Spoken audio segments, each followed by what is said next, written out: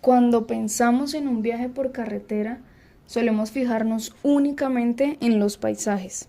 Sin embargo, desde una perspectiva geopolítica, cada montaña, cada carretera y cada ciudad representan mucho más que un elemento del paisaje. Estos reflejan relaciones de poder, modelos económicos, conflictos ambientales y decisiones políticas que han transformado el territorio. Nuestra salida de campo por el suroccidente colombiano tuvo como propósito comprender precisamente esa relación entre la geografía física y la organización del territorio. A lo largo del recorrido pudimos analizar cómo el relieve, el clima, la infraestructura vial y los diferentes usos del suelo han condicionado el desarrollo económico y social de esta región del país. Nuestro recorrido inició saliendo de Ibagué, continuó por Cajamarca, atravesó el Alto de la Línea y posteriormente descendió hacia el departamento del Cauca. Este trayecto cruza una de las zonas geológicas más importantes de nuestro país, la Cordillera Central, una estructura montañosa joven, de gran actividad tectónica y caracterizada por pendientes pronunciadas, una alta sismidad y numerosos procesos de erosión y movimientos en masa. Durante el ascenso fue posible observar claramente la transición entre diferentes pisos térmicos, pasando de un clima templado a ecosistemas de bosque alto andino y zonas cercanas al páramo. Estas condiciones geográficas nos explican por qué la infraestructura vial requiere un mantenimiento permanente y por qué los deslizamientos representan uno de los principales riesgos para la conectividad nacional.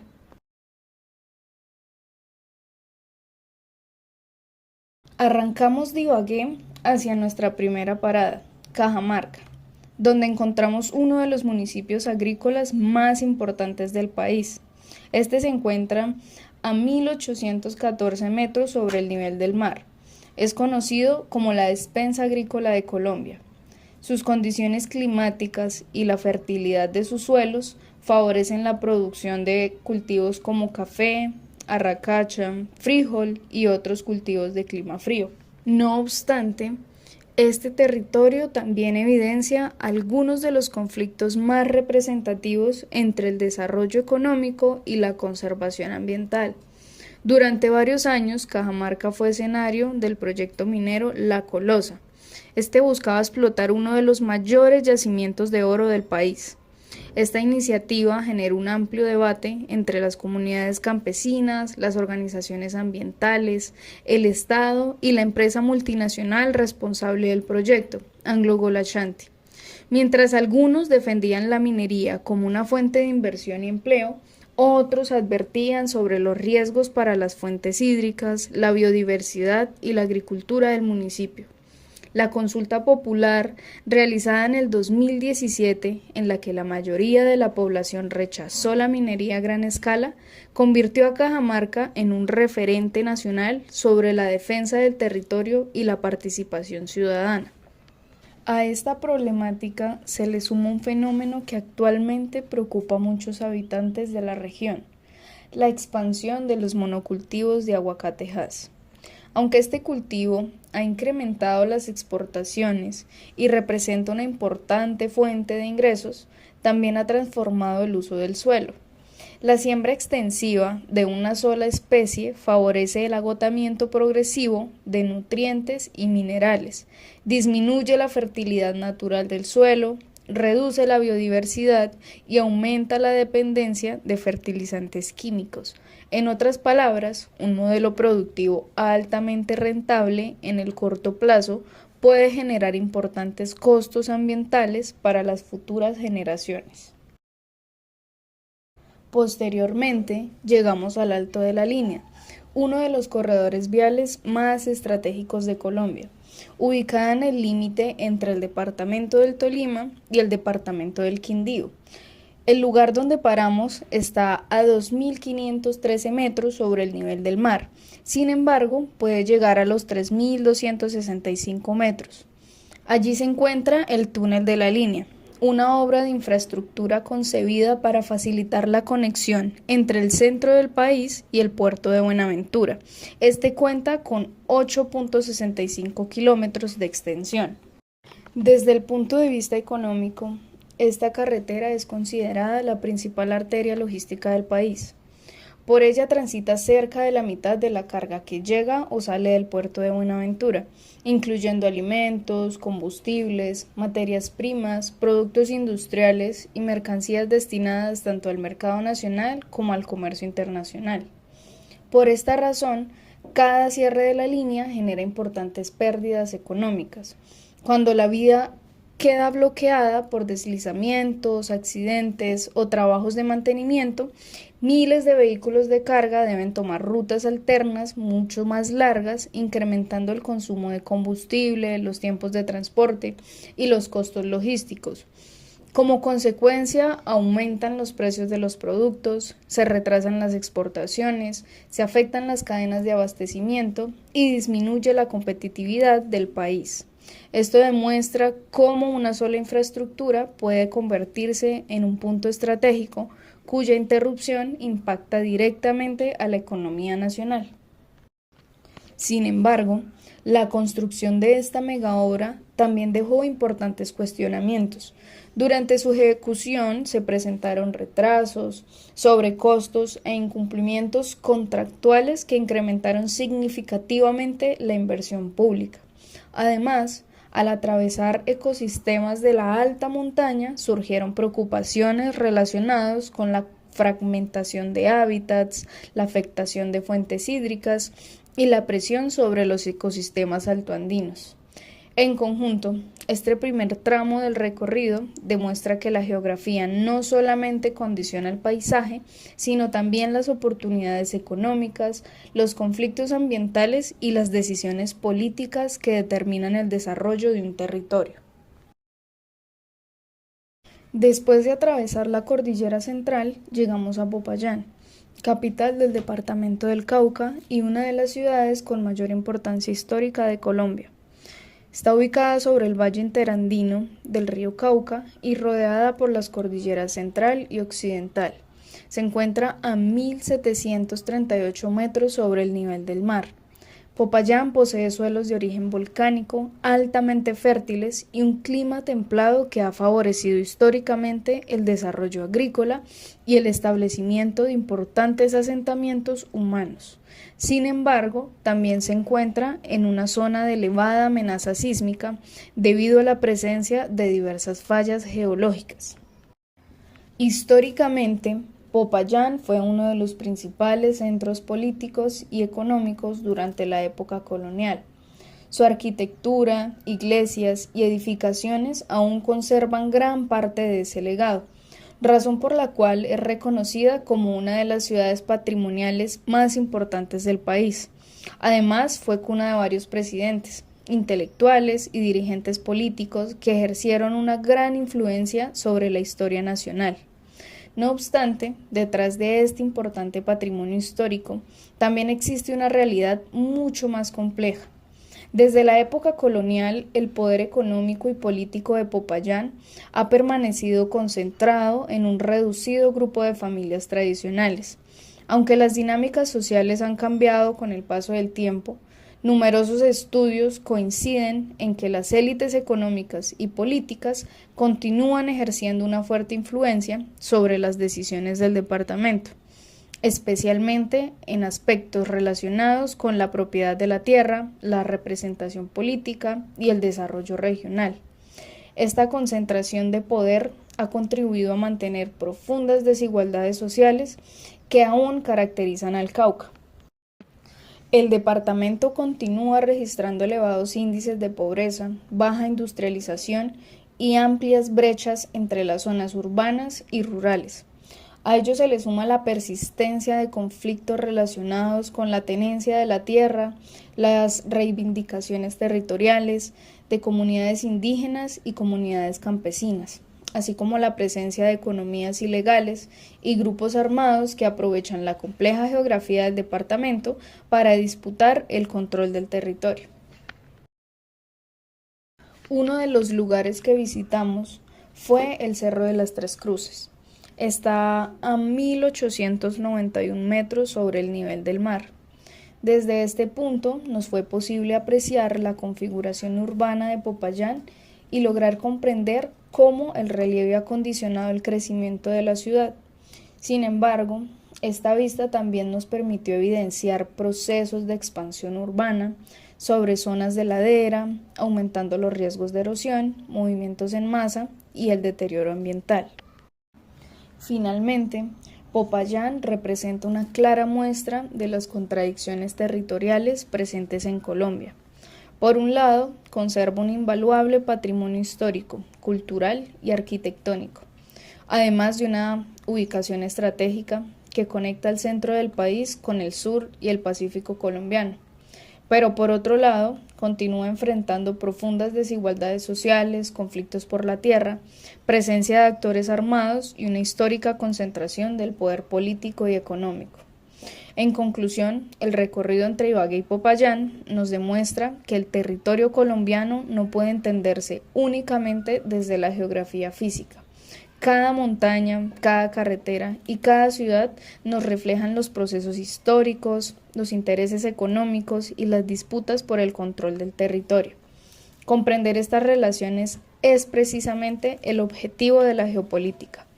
Poder analizar cómo el espacio geográfico se convierte en un escenario donde interactúan el poder, el desarrollo y los conflictos que aún marcan la realidad de nuestro país. Una parada fuerte fue Silvia Cauca, la Suiza de América. Demográficamente es un municipio de 35.000 habitantes, con fuerte presencia del pueblo Misak. Físicamente estamos sobre el relieve andino de la cordillera central, a más de 2.500 metros sobre el nivel del mar. Este clima frío y de laderas pronunciadas define su economía, que está basada en los cultivos de papa, maíz, frijol, fresa, sembrados en surcos. Allí visitamos la Misak Universidad. En este territorio literalmente se respira cosmovisión. Su ordenamiento entiende que la tierra es el primer maestro. Además, esta conexión se ve hasta con su infraestructura. Esas casas pensadas con ojos y boca como estructuras vivas. También nos enseñaron que su sombrero, el Tampalquari, representa sus ciclos de vida y que el fuego, o Nachak, es el centro de la memoria familiar. No puedo cerrar sin agradecer la inmensa hospitalidad de la comunidad que nos recibió con desayuno y almuerzo, recordándonos que la geopolítica también se teje desde la reciprocidad y el respeto mutuo. Bueno, de ahí pasamos a Buga. En Buga, la verdad, la intervención fue express porque la usamos como un punto estratégico para descansar y recargar energías, pero geopolíticamente no deja de ser clave. Buga está en toda la parte plana del Valle del Cauca y funciona como un nodo de conectividad brutal, un punto obligatorio de paso que conecta las vías del sur con el centro del país y la ruta hacia el Pacífico. Una fotito rápida a la Basílica del Señor de los Milagros, descanso bien merecido y a seguir la ruta. Bueno, en el Museo Arqueológico analizamos el transecto del río Calima, una transición geográfica física brutal que va desde los 3.000 metros de altura en la cordillera occidental hasta caer a la llanura selvática del Bajo Calima a menos de 500 metros sobre el nivel del mar. Ver las alas como que nos cambia el chip rápidamente.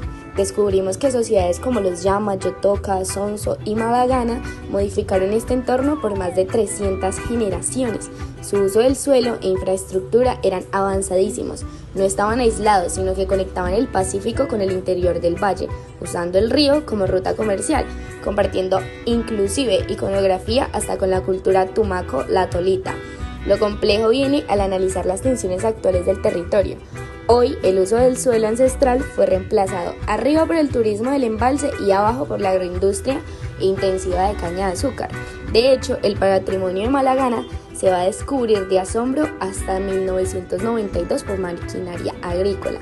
Esto nos deja una gran reflexión sobre el conflicto entre el desarrollo de megaproyectos modernos y la pérdida de nuestra memoria histórica y ambiental. En cuanto a las piezas de arcilla, se ve su vida cotidiana y espiritual. Hay estatuillas antropomorfas con ojos achinados y adornos corporales, vasijas con enormes formas de animales y recipientes ceremoniales que muestran figuras opuestas como el jaguar y el dios viejo.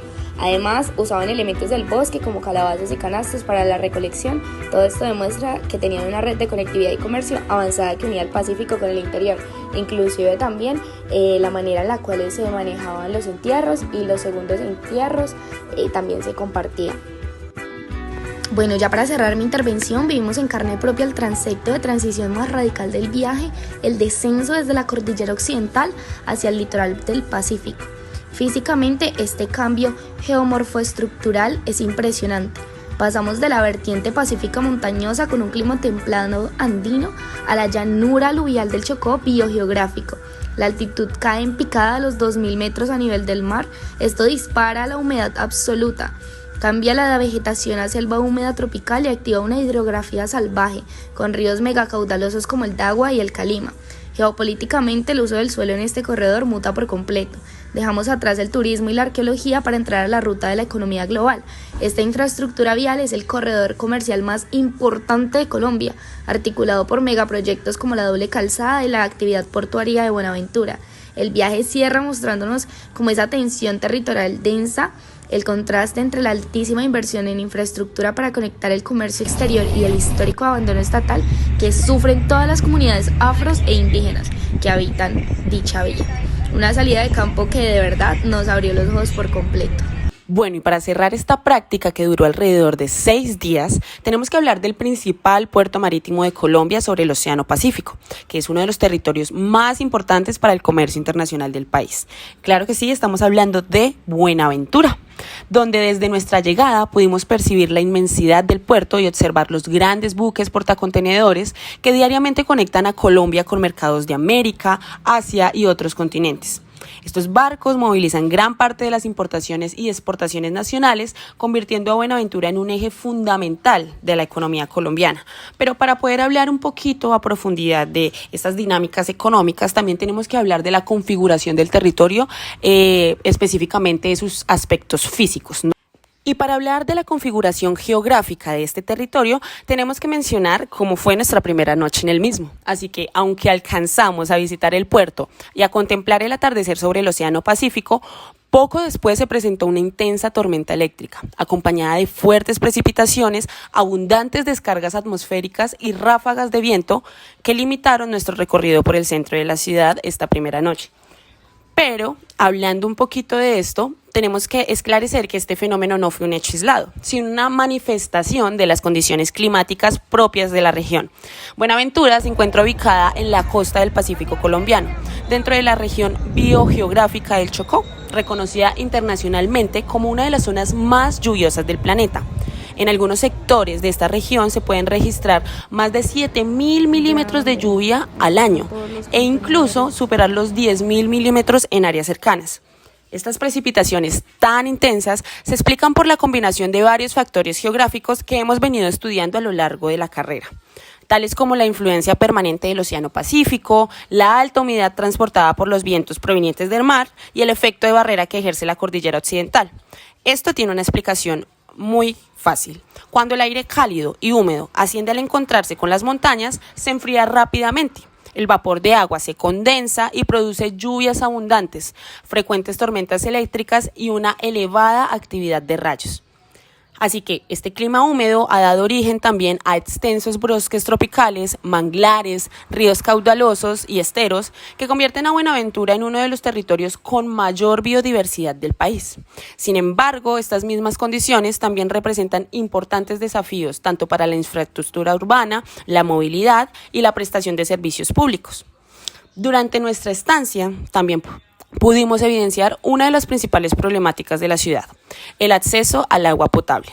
Paradójicamente, nos encontramos en un territorio donde el agua abunda por las constantes lluvias y la riqueza hídrica, pero cuya población llevaba 7 días sin servicio de acueducto debido a daños en el sistema de conducción, y aún faltaban varios días para su restablecimiento. Así que esta situación nos refleja cómo la abundancia de recursos naturales no siempre se traduce en condiciones adecuadas de bienestar para la población, evidenciando así profundas desigualdades en la gestión y distribución de los servicios básicos. Así que después de este primer recorrido por la ciudad de Buenaventura, al segundo día visitamos la Universidad del Pacífico, una institución profundamente comprometida con el reconocimiento de los saberes propios del litoral pacífico. Fuimos recibidos con una muestra artística en la que estudiantes compartieron expresiones tradicionales de música, danza y cultura afrocolombiana. Más que una presentación cultural, fue una manifestación de identidad y de resistencia, en la que las comunidades afrodescendientes continúan preservando las tradiciones que durante siglos intentaron ser invisibilizadas tras la esclavización. Allí también compartimos un espacio de integración con estudiantes del programa de Sociología, intercambiando experiencias sobre las realidades sociales y territoriales de la región. Uno de los aspectos más representativos de la universidad es su apuesta por la medicina ancestral. Su amplio jardín botánico reúne numerosas especies medicinales utilizadas tradicionalmente por las comunidades del Pacífico, demostrando cómo el reconocimiento de las plantas continúa siendo un patrimonio vivo que fortalece la identidad cultural y el cuidado comunitario de la salud. Esta relación entre la naturaleza y el conocimiento ancestral evidencia que el territorio no solo representa un espacio físico, sino también un escenario donde se conserva la memoria colectiva de los pueblos afro e indígenas. Otro elemento que llamó especialmente nuestra atención fueron las embarcaciones tradicionales utilizadas por muchas comunidades ribereñas. Estas canoas, conocidas en diferentes sectores del Pacífico como potrillos o canoas de madera, son elaboradas artesanalmente a partir de troncos de especies maderables de la región. Durante generaciones han sido construidas por los propios habitantes mediante reconocimientos transmitidos entre familias. Más que simples medios de transportes, estas embarcaciones representan una adaptación al complejo sistema de ríos que caracteriza la geografía física del Pacífico colombiano, permitiendo la movilidad de personas, alimentos y mercancías hacia comunidades donde no existían carreteras. Aparte, y también que tiene mucho que ver con lo que acabamos de mencionar anteriormente, la extensa área que ocupa la Universidad del Pacífico también permite comprender la complejidad territorial de Buenaventura. Durante el recorrido conocimos que en ocasiones grupos armados ilegales transitan por sectores cercanos a la institución. Sin embargo, generalmente respetan este espacio debido a su carácter académico y comunitario. Esta realidad nos refleja uno de los principales conflictos territoriales del municipio. Buenaventura posee una ubicación estratégica para tanto el comercio internacional como para las rutas del narcotráfico y las economías ilegales, lo que ha generado disputas históricas entre distintos actores armados por el control del territorio. Paradójicamente, mientras el puerto mueve una buena parte de la economía nacional, gran parte de su población continúa enfrentando condiciones de pobreza, acceso limitado a servicios públicos y múltiples formas de exclusión social. Esta contradicción convierte a Buenaventura en uno de los casos más representativos de la desigualdad territorial en Colombia. Después de finalizar nuestra visita a la Universidad del Pacífico, iniciamos el recorrido hacia el Centro Forestal Tropical Bajo Calima, una sede de la Universidad del Tolima dedicada a la investigación, la formación y el manejo sostenible de los bosques tropicales. A medida que nos alejábamos del casco urbano de Buenaventura, el paisaje comenzó a transformarse. La infraestructura portuaria dio paso a una extensa cobertura de selva húmeda tropical, donde la vegetación se hace cada vez más densa y la presencia humana disminuye considerablemente. Este cambio evidenció cómo el territorio del distrito de Buenaventura alberga realidades muy distintas, desde uno de los puertos más importantes del país hasta zonas rurales profundamente aisladas. Antes de llegar al centro forestal, realizamos una parada en el río Calima, uno de los principales afluentes de esta región del Pacífico colombiano. El río Calima nace en la cordillera occidental y desciende hacia la cuenca del Pacífico, hasta desembocar en la bahía de Buenaventura. A lo largo de su recorrido ha sido históricamente una vía natural de comunicación para las comunidades afrodescendientes, indígenas y campesinas, permitiendo el transporte de personas, alimentos, madera y otros productos forestales en una región donde la ausencia de carreteras ha hecho que los ríos sean las principales vías de movilidad. Al igual que Buenaventura, el Bajo Calima posee un clima cálido, extremadamente húmedo, con precipitaciones abundantes durante gran parte del año. Estas condiciones han favorecido el desarrollo de uno de los bosques tropicales más biodiversos del planeta, caracterizados por árboles de gran altura, suelos ricos en materia orgánica y una enorme variedad de especies de flora y fauna. Precisamente esta riqueza forestal convirtió al Bajo Calima desde mediados del siglo XX en uno de los principales escenarios de explotación de madera del país. Durante décadas se desarrollaron importantes proyectos de aprovechamiento forestal que impulsaron la economía regional, pero también transformaron el paisaje y generaron tensiones sobre el uso y la propiedad del territorio. El Bajo Calima es un corregimiento del Distrito Especial de Buenaventura conformado por pequeños caseríos dispersos a lo largo del río y de la carretera.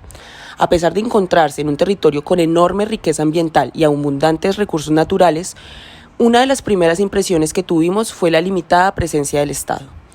Durante nuestro recorrido observamos viviendas con condiciones precarias, escasa infraestructura, pocos establecimientos comerciales y reducidas oportunidades económicas para la población.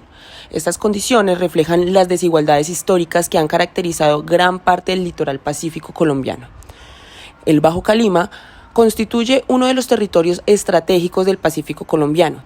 Su ubicación entre la selva, los ríos y la conexión con Buenaventura lo convierte en un corredor de movilidad hacia el Océano Pacífico, razón por la cual los diferentes grupos armados ilegales han buscado ejercer control sobre esta zona durante varios años.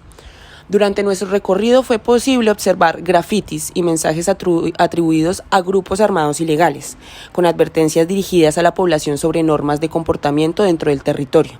Estos mensajes evidencian cómo, en algunos sectores, las dinámicas del conflicto siguen estando presentes en la vida cotidiana de las comunidades. Las disputas territoriales no obedecen únicamente al control militar. También están relacionadas con el dominio de corredores estratégicos para economías ilícitas, como el narcotráfico, la minería ilegal y el aprovechamiento irregular de recursos naturales. El acceso a los ríos y a la salida hacia el Océano Pacífico convierte al Bajo Calima en un punto geográficamente estratégico para estos intereses. Como consecuencia, muchas comunidades han vivido situaciones de desplazamiento forzado, restricciones de movilidad, confinamiento y limitaciones para desarrollar actividades agrícolas o forestales. En distintos momentos, cultivar la tierra, desplazarse entre veredas o comercializar productos ha dependido de las condiciones impuestas por los actores armados presentes en la región. Más recientemente, el Bajo Calima ha continuado siendo un escenario de confrontaciones entre distintos grupos armados ilegales que buscan consolidar el control territorial. Esto ha provocado nuevas afectaciones para la población civil, incluyendo desplazamientos, amenazas y limitaciones al acceso a instituciones estatales y organizaciones humanitarias. Escuchar el testimonio de un habitante del territorio permitió comprender que el conflicto no puede analizarse únicamente desde la presencia de actores armados. También implica entender cómo la ausencia histórica del Estado, la limitada inversión social y la desigualdad distribución de los recursos ha condicionado las posibles medidas de desarrollo que podrían tener estas comunidades. Paradójicamente, el Bajo Calima es un territorio enorme de riquezas hídricas, forestales y biológicas, pero esa abundancia de recursos ha despertado múltiples intereses económicos y estratégicos que han convertido a la región en un escenario permanente de disputa. Esta experiencia nos permitió reconocer que la geografía física no solo determina las características naturales del lugar, sino que también influye en la configuración de los conflictos territoriales, las actividades económicas y las formas de vida de quienes habitan este espacio.